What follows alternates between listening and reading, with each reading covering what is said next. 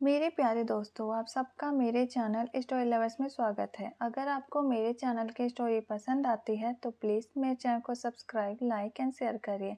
Okay, फिर FF का next part start करते हैं। लास्ट पार्ट में हमने सुना था कि लेंजा हॉस्पिटल रूम के अंदर किसी से बात कर रहा था और लेंसिचन उसे देख के घबरा रहे थे। अब आगे उन्हें समझ नहीं आ रहा था कि लेंजा को क्या हुआ। लेंजा स्माइल कर रहा था और कह रहा था, विंग तुम आ गए, मुझे पता था तुम मुझे छोड़ के कहीं नहीं जा सकते। तुम मुझसे प्यार करते हो ना? मैं भी तुमसे बहुत प्यार करता हूँ। लैंसिचन कहते हैं, ये क्या हो गया? लेंजा किससे बात कर रहा है? सामने तो कोई नहीं है।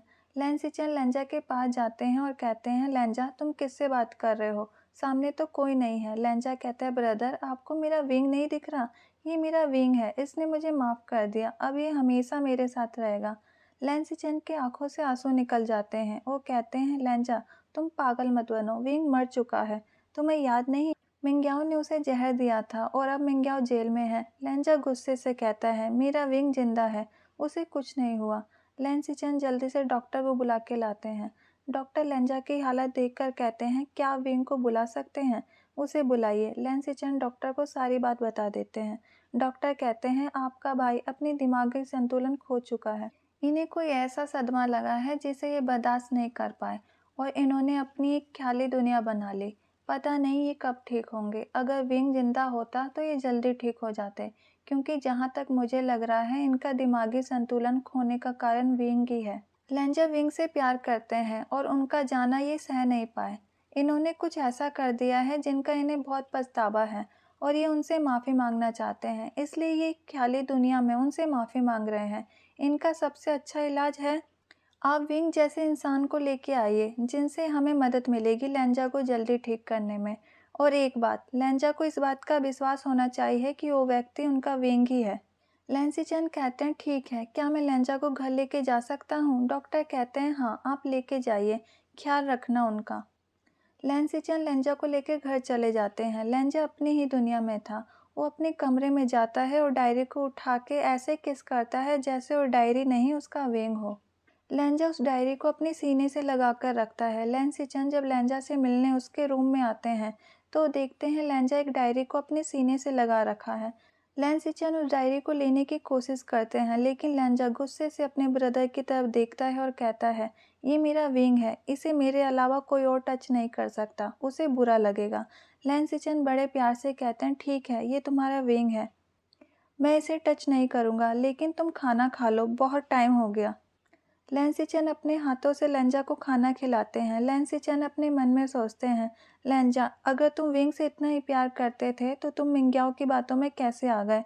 मैं कभी भी विंग से नहीं मिला, पता नहीं वो कैसा दिखता होगा। मैं वैसा इंसान कहाँ से लाऊं जो विंग की तरह दिखे, जो तुम्हें ठीक करने में हमारी मदद कर सके। लेंजा तुम्हारी क्या हालत हो गई? लैंसिचन लेंजा को उसके बेड पर सुलाते हैं, फिर वहाँ से चले जाते हैं। इधर संगाई में वी मैंसन में कुछ दिनों से मिसेस भी बहुत ही बेचैन थी। अब वो विंग से मिले बिना नहीं रह पा रही थी। उन्हें रात को बुरे बुरे सपने आते थे। मिसेस भी अपने हस्बैंड के पास जाती है और कहती है, क्या हम सियोल जा सकते हैं अपने बेटे से मिलने? क्या पता वो मुझे माफ़ कर दें। हाँ मुझे पता है मैंने फ़ैसला लेने में बहुत टाइम लगा दिया, लेकिन हम चलते हैं, हमें कोशिश तो करनी ही चाहिए।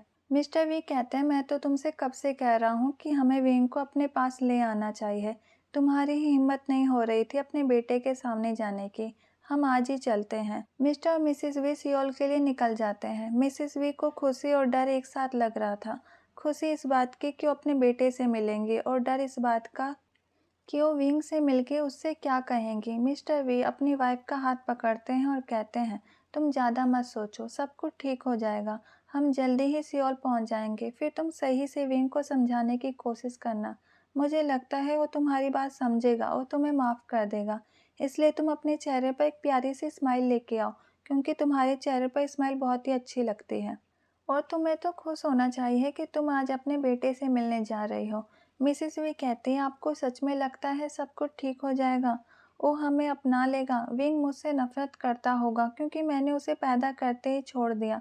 मिस्टर वी कहते हैं, कोई बेटा अपनी माँ से नफरत नहीं कर सकता, इसलिए तुम ज़्यादा मत सोचो। हो सकता है वो तुमसे नाराज़ होगा, लेकिन हम उसे मना लेंगे। कुछ घंटों बाद मिस्टर और मिसेस वी की जर्नी पूरी हो जाती है। वो जियांग मैंसन के सामने खड़े थे। वे कपल बहुत ही फेमस कपल थे। आखिर वो संगाई के राजा और रानी थे। उन्हें सब जानते थे। गार्ड उन्हें देखते ही पहचान गए। गार्ड उनके पास जाते हैं और उन्हें बो करते हैं और कहते हैं, सर मैं आपकी कैसे मदद कर सकता हूँ। मिस्टर वी कहते हैं, हमें मिस्टर जियांग से मिलना है। आप उन्हें इन्फॉर्म कर दीजिए कि हम उनसे मिलने आए हैं। गार्ड अंदर जाता है और पूरी जियांग फैमिली लिविंग रूम में बैठी थी। गार्ड मिस्टर जियांग के पास जाकर कहता है, सर संगाई से किंग और क्यून आपसे मिलने आए हैं। मिस्टर जियांग कहते हैं, मुझसे? अच्छा ठीक है, तुम उन्हें अंदर भेजो। गार्ड वहाँ से चला जाता है। मिसेज जियांग कहती है, उन्हें हमसे क्या काम हो सकता है? क्या तुम उन्हें जानते हो? वो तो एक रॉयल फैमिली है जिनकी समाज में बहुत ज़्यादा इज्जत है। मिस्टर जियांग कहते हैं, मैं उन्हें पर्सनली नहीं जानता, लेकिन मैं एक बार मिसेस बी से मिला था जब उनकी शादी नहीं हुई थी। मुझे पूरा याद नहीं, लेकिन शायद 18 साल हो चुके हैं। हम एक मीटिंग में मिले थे। वो बीजिंग की राजकुमारी थी उस समय और सियोल में एक प्रोजेक्ट की वजह से आई थी, लेकिन उन्हें हमसे क्या काम है? मिसेस जियांग कहती है, वो तो मिस्टर और मिसेस बी ही बता सकते हैं। कुछ समय बाद मिस्टर और मिसेस बी लिविंग रूम में आ जाते हैं। उन्हें देखते ही पूरी जियांग फैमिली अपनी सीट से उठ जाती है और उनका स्वागत बड़े ही प्यार से करती है। मिसेस वी की नज़र पूरे मैंसन में घूम रही थी। वो सोच रही थी शायद उन्हें उनका बेटा दिखे जिसके गले में वो लॉकेट हो। ये चीज़ मिसेज जियांग नोट कर लेती है। मिसेज जियांग मिसेस बी के पास जाती है और कहती है, क्या आपको ढूंढ रही हैं? क्या हम आपकी मदद कर सकते हैं? मिसेस बी की आंखों में आंसू आ जाते हैं। उन्हें समझ नहीं आ रहा था कि वो कहाँ से स्टार्ट करे अपनी बातों को और जियांग फैमिली को क्या बताएं। मिसेज जियांग कहती है, आपके आंखों में आंसू क्यों हैं? क्या हुआ? आप रो क्यों रहे हो? आप हमें बता सकते हो, हम आपकी कैसे मदद कर सकते हैं? मिसेस बी कहती है, मेरी ज़िंदगी का बहुत ही इम्पोर्टेंट इंसान आपके पास है। मैं उसे लेने आई हूँ। प्लीज़ आप मुझे उसे वापस कर दीजिए। मुझे पता है आपने उसे बहुत ही प्यार से पाला होगा, लेकिन मैं उसके बिना जी नहीं पा रही हूँ। मैं उसे अपने साथ ले जाऊँगी। उसे पूरे संगाई शहर को संभालना है। वो हमारा हायर है। मिसेज यांग कहती है, मैं आपकी कोई भी बात को समझ नहीं पा रही। क्या आप मुझे साफ साफ बता सकते हैं आप किसकी बात कर रहे हैं और वो हमारे पास क्यों होगा? मिसेस बी रो रो कर कहती है, मेरा बेटा, मेरा विंग। जब वो 1 दिन का था मैं उसे आपके दरवाजे पर छोड़ के गई थी। क्या आप उसे बुला देंगे? मैं उससे माफ़ी मांग लूँगी और उसे अपने साथ लेके जाऊँगी। वहाँ पे कुछ सर्वेंट भी थे जो सारी बातों को सुन रहे थे अपना काम करते करते।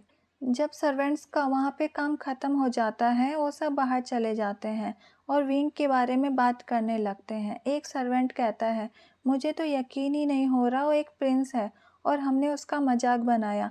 अगर उसने हमसे बदला लिया तो हमें तो कहीं भी जॉब नहीं मिलेगी। हमारा 2 रोटी भी कमाना मुश्किल हो जाएगा। दूसरा सर्वेंट कहता है, अगर मुझे पता होता कि वो एक प्रिंस है, मैं तो उसकी बहुत सेवा करता। अभी हमें कितना फ़ायदा होता। विंग हमें कुछ न कुछ तो इनाम देता है। तो एक सर्वेंट कहता है, तुम इनाम की बात कर रहे हो? जो हम सब ने उसके साथ किया है, दुआ करो कि वो हमको सज़ा ना दे। ऐसे विंग ऐसा नहीं है जो किसी से बदला ले। उसने कभी भी किसी को पलट के जवाब नहीं दिया। तो एक और कहता है, पैसा सबको बदल देता है। पहले वो एक नौकर की ज़िंदगी जी रहा था, लेकिन अब वो एक राजकुमार है। अगर वो चाहे तो हम सबको रास्ते पर ला सकता है। फिर उन सबको रोकते हुए एक सर्वेंट कहता है, छोड़ो ना, आगे की बात को आगे देखेंगे। पहले ये तो जाने आखिर विंग एक राजकुमार है तो यहाँ क्या कर रहा था? मिसेस वी उन्हें यहाँ छोड़ के क्यों गई थी? और मिसेस जियांग विंग के डैड कैसे? क्या मिस्टर जियांग का मिसेस वी से चक्कर था? आखिर ये सब क्या रायता है जो किसी को कुछ समझ नहीं आ रहा। हम सब भी अंदर चलते हैं और सारी बातों को सुनते हैं। हमें भी तो पता चले कि ये सब कैसे हुआ। सारे सर्वेंट जानबूझकर अंदर जाके काम करने लगते हैं ताकि वो सारी बातों को सुन सके। इधर मिसेज यांग कहती हैं, इसका मतलब मेरा पति आपसे प्यार करता था और उन्होंने आपके साथ मिलकर मुझे चीट किया था। मिसेस वी कहती है, आप गलत समझ रही हो। आपके पति मुझसे प्यार नहीं करते, ना ही मैं उनसे प्यार करती हूँ। जो भी हुआ था नशे की हालत में हुआ था। फिर मिसेस वी सारी बात सबको बता देती है और अपने डैड की शर्त भी कि उन्होंने किस मजबूरी में विंग को अपने पास नहीं रखा। मिस्टर जियांग शांत होकर सब कुछ सुन रहे थे। जियांगचंग और यानली को भी समझ आ गया था कि उसके डैड और मिसेस वी गलत नहीं हैं, लेकिन इन सब के चक्कर में विंग को इतने सालों तक सब कुछ सहना पड़ा। मिसेज यांग की आंखों में आंसू आ जाते हैं और वो कहती है, मुझसे बहुत बड़ी गलती हो गई। मुझे लगा मेरे पति ने मुझे धोखा दिया है। इसलिए मैं विंग को कभी भी अपना नहीं पाई। फिर मिसेज़ यांग सब कुछ बता देती है जो भी उन्होंने विंग के साथ किया था। मिसेज़ वी गुस्से से मिस्टर यांग की तरफ देखती है और कहती है, मेरी सबसे बड़ी गलती थी कि मैं विंग को तुम्हारे भरोसे यहाँ छोड़ के गई। मैंने सुना था कि यांग फैमिली एक अच्छी फैमिली है, तो मुझे लगा विंग का भी यहाँ अच्छे से ख्याल रखा जाएगा। लेकिन तुम सबने तो उसे इंसान भी नहीं समझा। मेरे बच्चे को कितना सब कुछ सहना पड़ा और मैं वहाँ पे चुपचाप आराम से ज़िंदगी जी रही थी। मैंने तुम पर भरोसा कैसे कर लिया? तुम जानते हो ना, मैं तुम्हारी फैमिली को बर्बाद कर सकती हूँ, तुम्हें रोड पर ला सकती हूँ। तुम्हारे सामने विंग को इतनी सारी बातें सुननी पड़ी और तुमने कभी भी विंग का साथ नहीं दिया। वो तुम्हारा रिश्ते में बेटा लगता था, उसमें तुम्हारा खून है, तुम्हें कभी भी उस मासूम पर प्यार नहीं आया। मिस्टर जियांग कहते हैं, माना कि मैं गलत था। मैं अपनी हर गलती को मानता हूँ, लेकिन क्या तुम सही थी? तुम्हें नहीं लगता ये सब तुम्हारी वजह से हुआ? मैं 17 सालों से ये सोच रहा था कि ये कैसे हो सकता है कि मैं किसी के साथ रात बिताई और मुझे कुछ भी याद नहीं। ऐसा नहीं है कि मुझे विंग से प्यार नहीं था, मुझे उससे बहुत प्यार था, लेकिन मैं अपनी ही उलझनों में उलझा हुआ था। तुम्हें नहीं पता कि कितना मुश्किल है अपनी फैमिली से नज़रें मिलाना जब ये साबित हो जाए कि तुम गलत हो। और बात तो ये है कि तुम्हें अपनी गलती पता भी ना हो। कितना आसान होता अगर तुम छुपकर मेरे दरवाजे पर विंग को ना रखते, तुम सामने से आते और उस दिन की सारी घटना को बताते और कहती, इस बच्चे को तुम संभालो क्योंकि मुझे प्रॉब्लम है, क्योंकि मेरे डैड अलाउ नहीं कर रहे हैं। मैं ये नहीं कह रहा हूँ कि तुम गलत हो, लेकिन चीज़ें आसान हो जाती ऐसा करने पर। मेरी वाइफ मुझ पर शक नहीं करती, वो विंग को एक धोखे की नज़र से नहीं देखती। माना मैंने तुम्हारे डैड को तुम्हारी इज्जत का ख्याल था, लेकिन तुम विंग को ऐसे छोड़ के गायब नहीं होती। कम से कम तुम मुझे तो बताती, तो ऐसा कुछ नहीं होता, क्योंकि मैं अपनी वाइफ को जवाब दे पाता। विंग को इतना सब कुछ सहना नहीं पड़ता। ड्रिंक के नशे में गलती हमने की, लेकिन सज़ा विंग को भुगतनी पड़ी। तुम्हें क्या लगता है, जब विंग की आंखों में आंसू होते थे तो मुझे दुख नहीं होता था? मुझे बहुत दुख होता था, लेकिन मैं अपने गिल्ट में बंधा हुआ था। इसलिए अगर हम गलत हैं तो तुम भी गलत हो। अगर हमने विंग के साथ गलत किया है तो तुमने भी किया है। मिसेस वे कहती है, मैं कब कह रही हूँ कि मेरी गलती नहीं थी? तुम सही कह रहे हो, हम सब ने विंग के साथ गलत किया है। इसलिए हम सबको मिलकर विंग से माफ़ी मांगनी चाहिए। क्या तुम बता सकते हो मेरा विंग कहाँ है? मैं खुद चली जाऊंगी उसके पास। जियांग चैंग कहता है, आंटी आप फिक्र मत करिए, मैं विंग को ढूंढ के लाता हूँ। आप और अंकल गेस्ट रूम में आराम करिए। मिसेज जियांग उन्हें गेस्ट रूम में लेके जाती है।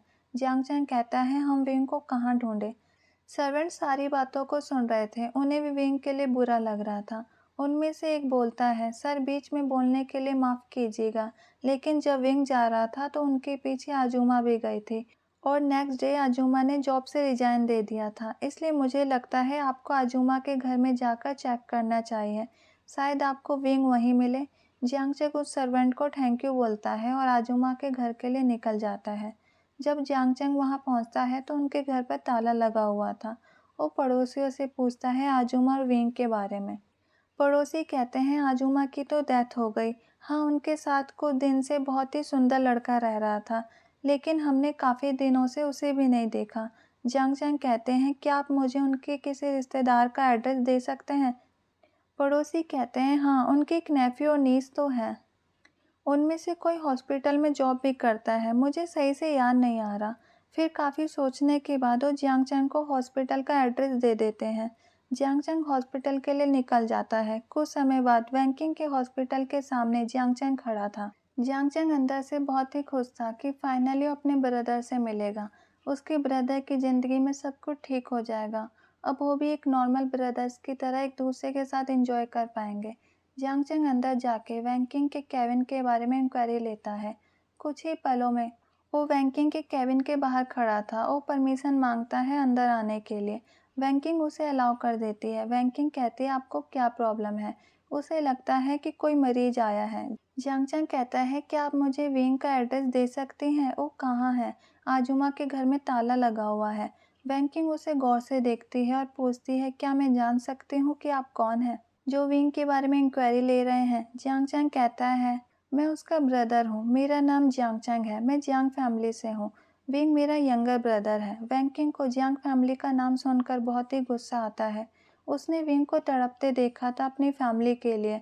वो जियांग चैंग की तरफ गुस्से से देखती है और कहती है, क्या कहा तुमने? तुम उसके कौन हो? ओके गाइज, आज का पार्ट यहीं रखते हैं। Bye, thank you.